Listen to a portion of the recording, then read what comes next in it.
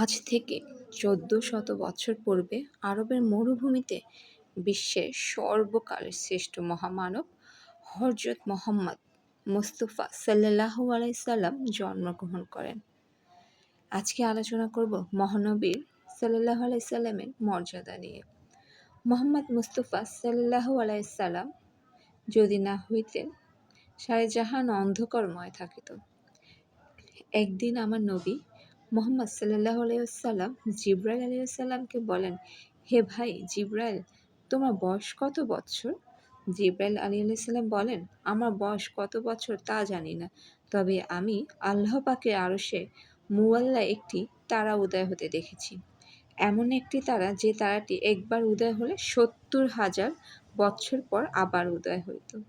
সেই তারাটিকে আমি ৭২,০০০ বার দেখেছি উদয় হইতে। সুবহানাল্লাহ। নবী সাল্লাল্লাহু আলাইহি সাল্লাম বলেন, ও জিবরাইল, সেই তারাটি এখন দেখো কি না? জিবরাইল আলাইহিস সালাম বললেন, এখন আর দেখি না। আমার নবী সাল্লাল্লাহু আলাইহি সাল্লাম বলেন, সেই তারাটা হইলাম আমি। সুবহানাল্লাহ, সুবহানাল্লাহ। মুহাম্মদ সাল্লাল্লাহু আলাইহি সাল্লাম, আল্লাহ পাক আমার নূরকে তৈরি করে সেখানে রেখেছিলেন। তারপর আদম আলাইহিস সালামের কপালে আসে, তারপর শেষ আলাইহিস সালামের কপালে আসে, তারপর ইব্রাহিম আলাইহিস সালামের কপালে আসে, তারপর ইসমাইল আলাইহিস সালাম কপালে আসে, তারপর আবুল মান্নানের কপালে আসে, তারপর হাশেমের কপালে আসে, তারপর আব্দুল মুত্তালিবের কপালে আসে, তারপর আমার বাবা আব্দুল্লাহর কপালে আসে। এভাবে আমি আমার মা আমিনার উদরে আসিয়া মানুষরূপে জাহির হইলাম। আল্লাহ পাক আমাকে সর্বপ্রথম তৈরি করে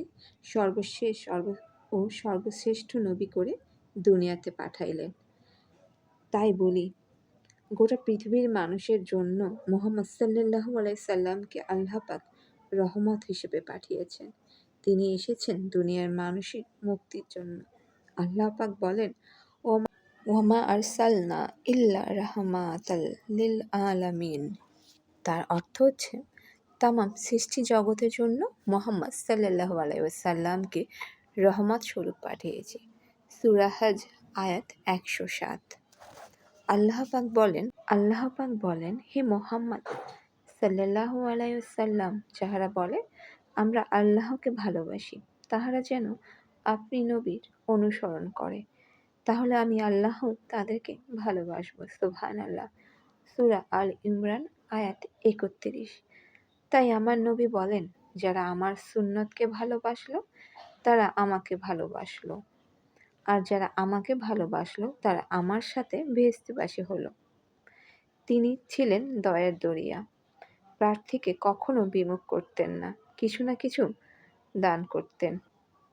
তিনি সদা সত্য কথা বলতেন, মিথ্যাকে তিনি ঘৃণা করতেন, সরল ও শান্তভাবে কথা বলতেন, নীরবে ঘরে প্রবেশ করতেন, কাহারো ঘুম নষ্ট করতেন না, হাঁটবার সময় দৃষ্টি নিচের দিকে রাখতেন, কখনো পেট পুড়ে খাইতেন না, বেহুদা কথা কখনো তিনি বলতেন না, কোনো নিয়ামতকে তিনি মন্দ বলতেন না। কুরআন শরীফ পড়িবার ও শুনিবার কালে ভয়ে ও মহব্বতে তিনি কেঁদে ফেলতেন।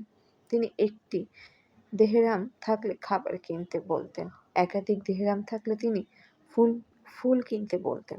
কোথাও গেলে তার সাথে থাকতো ৪টি জিনিস: জায়নামাজ, মিসওয়াক, চিরুনি ও আতর। নবীজির মর্যাদা বলে কখনো শেষ করা যাবে না। শুধু একটি পর্বতে তার মর্যাদা বলে সম্পূর্ণ করা যাবে না। সে যে ইহকাল ও পরকালের শ্রেষ্ঠ মানব, সে যে আমাদের প্রিয় নবী হযরত মুহাম্মদ সাল্লাল্লাহু আলাইহি সাল্লাম, আল্লাহ তাআলার প্রিয় নবী, তার প্রিয় হাবিব হযরত মুস্তাফা সাল্লাল্লাহু আলাইহি সাল্লাম। আল্লাহ হাফেজ।